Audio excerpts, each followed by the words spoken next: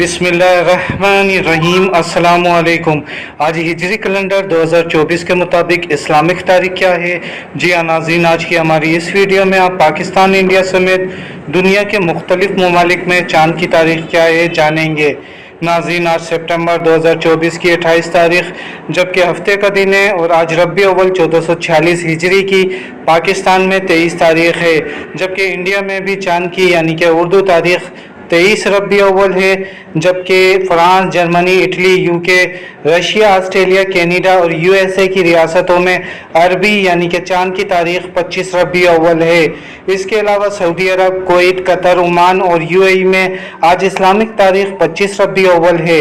इन ममालिक में रहने वाले लोग मज़ीद अपने अपने ममालिक की तारीख ज़रूर कन्फर्म कर लें।